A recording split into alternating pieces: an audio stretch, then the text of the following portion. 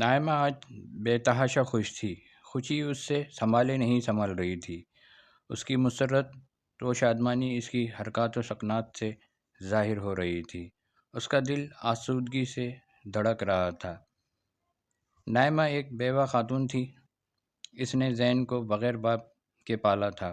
وقت اپنے دامن میں بہت سی تلخ و شیریں یادیں سمیٹے آخر کار گزر ہی گیا تھا۔ زین نے آج گریجویشن مکمل کر لیا تھا۔ نائمہ کے کمزور بدن میں جیسے ڈھیروں طاقت آ گئی تھی۔ زین نائمہ کی امیدوں کا مرکز تھا۔ اس کی عمر بھر کی جمع پونجی زین ہی تھا۔ بہت لمبا سفر کاٹا ہے بیٹا، محتاجی کی زندگی گزاری ہے، اب میری محتاجی کے دن ختم ہوئے۔ نائمہ زین کو فطرت جذبات سے چومے جا رہی تھی۔ اچھا یہ لے پیسے، جلدی سے بازار جا اور مٹھائی لے کر آ۔ میں سب سے پہلے بڑے گھر جاؤں گی، ان کو بہت خوشی ہوگی۔ اصل مبارکباد کے تو وہی حقدار ہیں۔ نائمہ نے اپنے پلو سے مڑے توڑے نوٹ نکال کر زین کے ہاتھ پر رکھ دیے۔ زین چلا گیا۔ نائمہ مسکراتے ہوئے نم آنکھوں سے زین کو دیکھے جا رہی تھی اور اس کا طویل انتظار ختم ہوا چاہتا تھا۔ طمانینت کا احساس اس کے چہرے پر جگمگا رہا تھا۔ بس تھوڑے دن اور پھر میں بھی ایک کماؤ پوت بیٹے کی ماں کہلواؤں گی۔ کبھی تھوڑی دیر بعد زین مٹھائی کا ڈبہ ہاتھ میں پکڑے اندر آیا۔ تو بھی چل میرے ساتھ، تیری نوکری کی بات کروں گی۔ ہم بے کسوں کو ہمیشہ بڑے گھر والوں نے ہی تو آسرا دیا ہے۔ ان کی مالی مدد کی بدولت تو آج پڑھ لکھ سکا۔ نائمہ نے مٹھائی کا ڈبہ آنچل تلے چھپائے اور زین کا ہاتھ پکڑا۔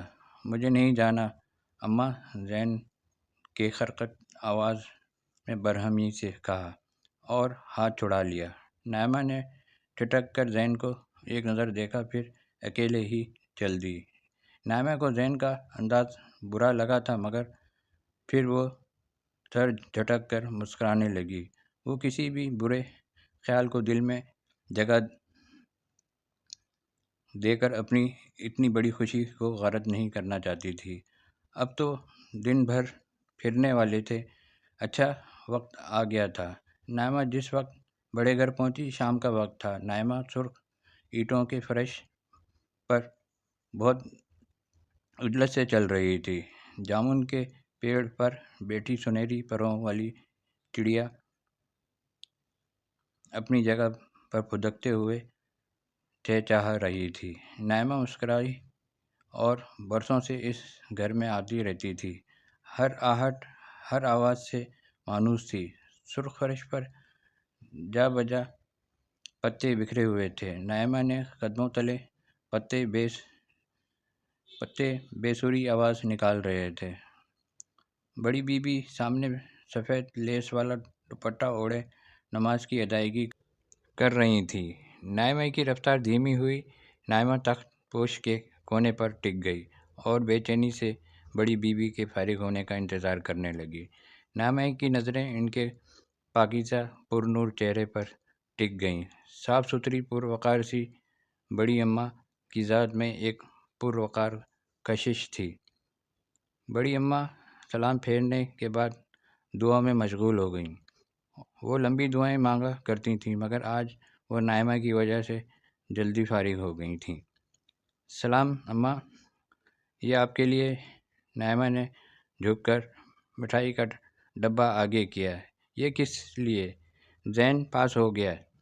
مبارک ہو، بڑی اماں پرخلوص دل سے کہا۔ آپ کو بھی مبارک ہو، آپ کی وجہ سے تو یہ ممکن ہوا، ورنہ زندگی کا کٹھن سفر کیسے کٹتا؟ نائمہ نے آردگی سے کہا۔ بڑی اماں نے نائمہ کے شان پر ہاتھ رکھ کر کہا، میرا کیا کمال، انسان تو بس وسیلہ بنتا ہے، کارساز تو اللہ کی ذات ہے۔ میں قسمت والی ہوں کہ اللہ نے مجھے چن لیا تاکہ میں اللہ کی مخلوق کی بھلائی کر سکوں، ان کے کام آ سکوں۔ بڑی بیوی آپ بہت اچھی ہیں، ہم غریبوں کی مدد کرتی ہیں۔ نائمہ جب مہوش کے والدین روڈ ایکسیڈنٹ میں فوت ہو گئے تھے، جب میں بوکھلا کر رہ گئی تھی، جوان بیٹے اور بہو کی ناگہانی موت کا جان لیوا صدمہ، مہوش کا رونا بلکنا بہت تکلیف دیتا تھا۔ وہ بہت مشکل وقت تھا، مگر میں نے بہت ہمت نہیں ہاری۔ گھر کے سوا اور کوئی چیز میرے پاس نہیں تھی۔ انہوں نے سرد آہ بھری اور پھر اماں، میں کسی رشتے دار کے گھر مدد کے لیے نہیں گئی، میں نے کسی کے آگے ہاتھ نہیں پھیلایا۔ شروع میں نے لوگوں کے کپڑے سلائی کیے، ساتھ پھر میں نے کباب بنا کر مختلف دکانوں پر رکھنا شروع کر دیے۔ آمدن کا ایک معقول اور باعزت ذریعہ بن گیا۔ بڑی اماں جیسے ماضی کی بھول بھلیوں میں بھٹک رہی تھیں، ان کی آنکھیں نم سی ہو گئیں۔ آپ نے پہلے کبھی یہ بات نہیں بتائی، نائمہ نے دھیمے سی آواز میں کہا۔ بس نہ تم نے پوچھا نہ میں نے بتایا۔ میں نے مہوش کی تعلیم و تربیت میں بہت محنت کی ہے، اسے اچھے برے کی تمیز سکھائی، اسے اس قابل بنایا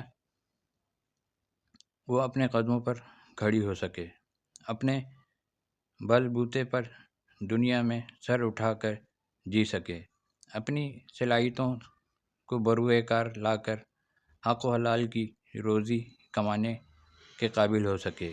لیکن اس سے پہلے میں نے خود محنت کی، اپنی ادھوری تعلیم مکمل کی، کالج میں لیکچرر کی نوکری کی، بہت عزت کمائی، وہ ہاتھوں کی کمائی سے اپنی بچی کو پالا۔ جی بڑی بی، میں ایسا ہی سمجھتی ہوں۔ میں اللہ سے صرف اپنا بھرم قائم رکھنے کی دعا مانگتی ہوں کہ اللہ پاک میرا بھرم قائم رکھے۔ بھرم؟ کس چیز کا بھرم؟ نائمہ ٹھٹکی۔ میری سفید پوشی کا بھرم، اس اعتبار کا بھرم جو لوگ مجھ پر کرتے ہیں۔ میں اللہ کی تمام عطا کردہ نعمتوں اور آسائشوں کا شکرانہ روزانہ ادا کرتی ہوں۔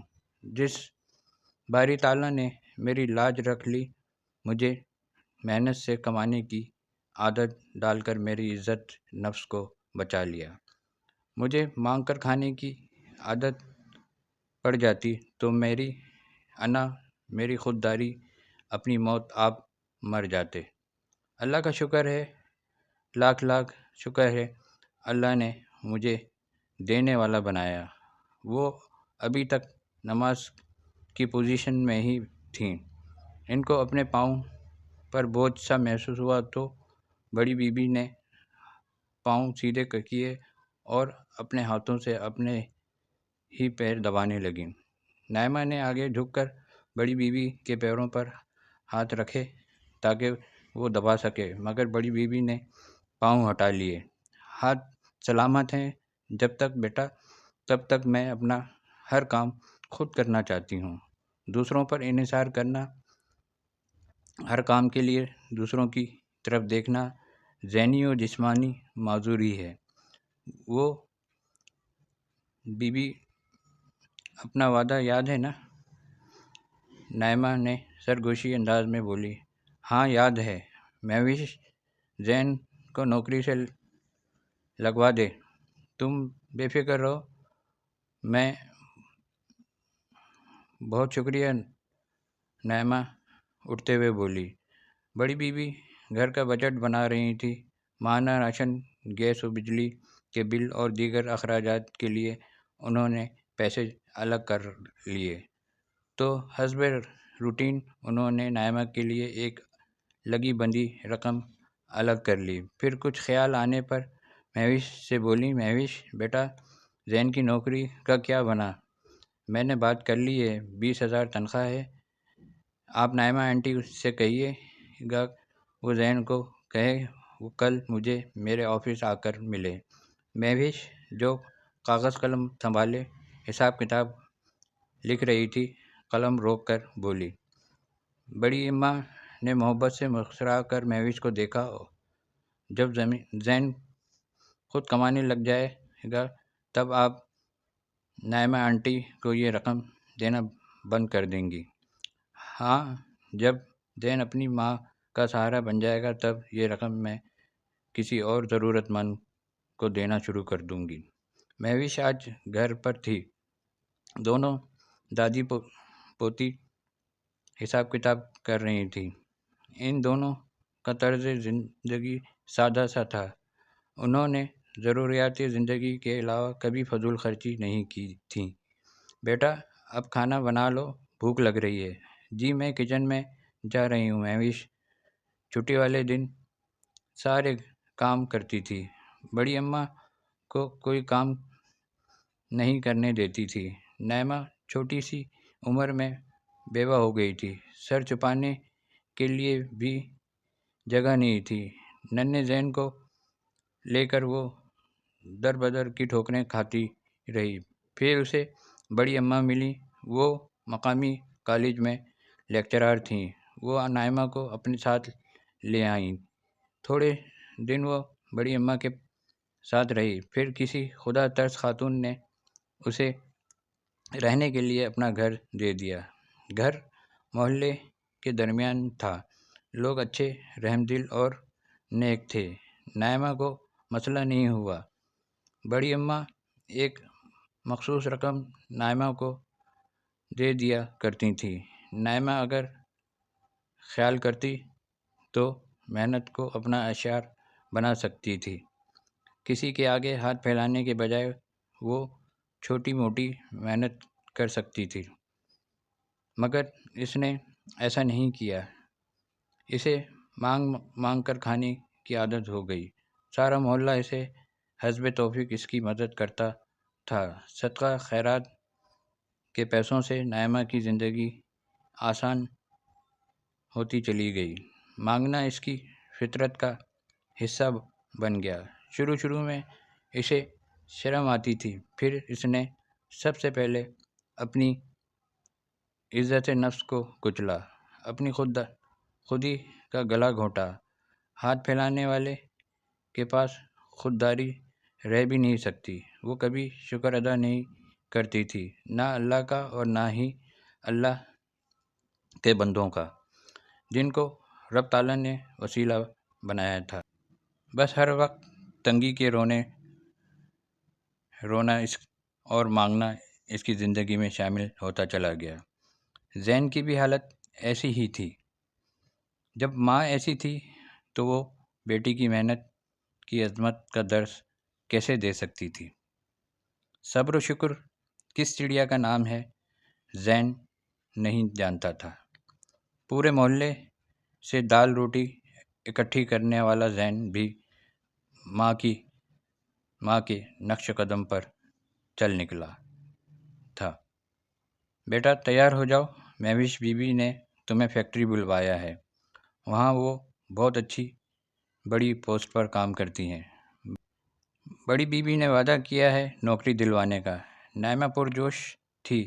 مجھے نہیں کرنی نوکری ووکری، زین بنا کر بولا۔ کیوں نہیں کرنی؟ 20,000 تنخواہ ہے، گن گن کر دن گزارے ہیں میں نے اس دن کے لیے۔ اماں ادھر آ، میرے پاس بیٹھے۔ زین نے ماں کا ہاتھ پکڑ کر اسے اپنے پاس بٹھا لی۔ اماں دیکھ، میری بات سن، کس چیز کی کمی ہے ہمیں؟ 60,000 روپے ہر ماہ اکٹھے ہو جاتے ہیں، کپڑے لوگ دے جاتے ہیں، جس گھر اچھا پکے وہ ہمیں بھیج دیتے ہیں، چاہے بچا کچا ہی کیوں نہ ہو۔ اچھا کماتے ہیں، اچھا پہنتے ہیں، گھر میں ٹی وی ہے، فریج ہے، ہر چیز ہے، پھر میں نوکری کر کے مشقت کیوں کروں؟ بیٹھے بٹھائے اتنی بڑی رقم گھر آ جاتی ہے تو مجھے جان جوکھوں میں ڈال کر 20,000 کمانے کی کیا ضرورت ہے؟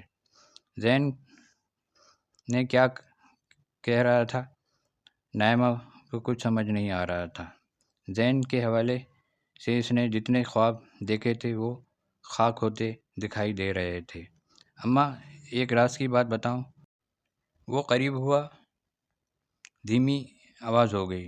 نائمہ ٹکر ٹکر زین کو دیکھ رہی تھی۔ جب میں نوکری سے لگ گیا نا تو اسی دن یہ رقم آنا بند ہو جائے گی۔